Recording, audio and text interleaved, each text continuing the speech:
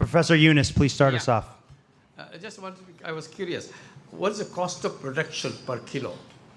And what do the insects eat on, live on? What kind of food you have to provide? That's very important, because we don't want to feed insects to eat insects.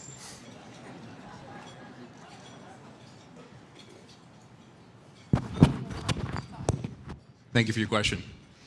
I'll first address the cost issue, and then my partner Gabe will address the consumption issue. So in terms of costs,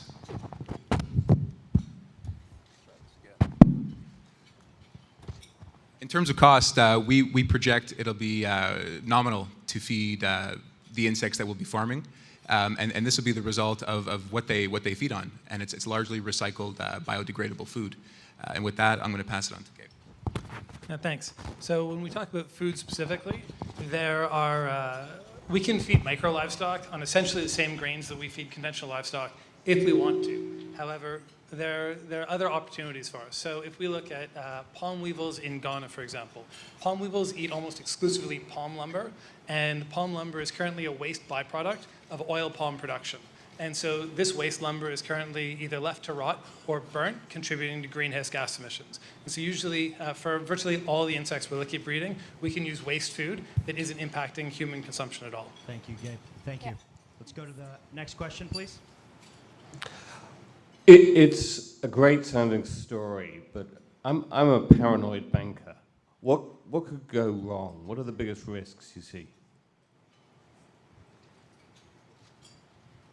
Thanks, you. The biggest risks that we really see in our business model have to do with adapting local solutions. So one thing is in government areas where governments are more corrupt, we need to have connections, and we do. We have a connection in Mexico with the social and economic development arm of the Mexican government. We have a connection with the Ministry of Agriculture in Ghana, and on our board we have Ruth Onyango, who's a former MP, but we have to be cognizant of those.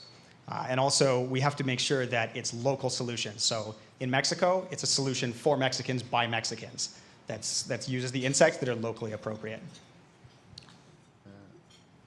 May I ask, who are the peri-urban farmers? Are they women, and how are you training them?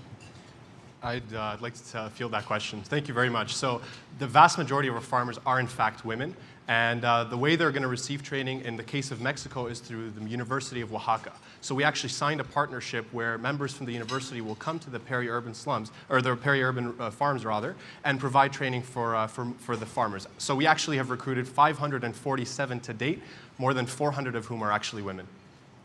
Dr. Ibrahim? Any health hazards, any possibility of something polluting the food chain here and causing a catastrophe? Thank you.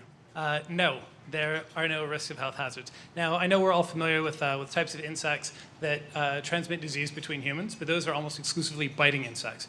All the insects that we're interested in using are so evolutionarily distant from humans that there's no risk of that. And we have confirmation of that from entomologists both in the Netherlands and at UC Riverside.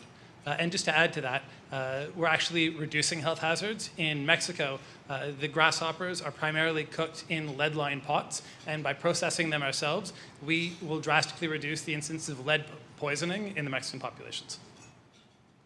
I have a question about the tool that you will use to actually harvest this. Who pays for that, and what is the cost?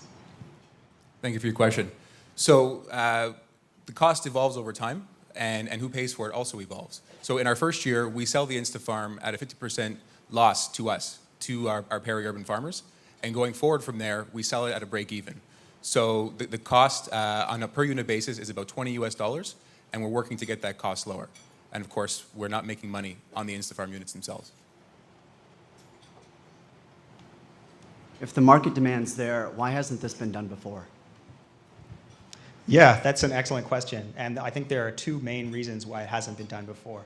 One is there has to be specific farming technology specific to that insect. So in Thailand, we do see some farming, but it's not really worldwide yet.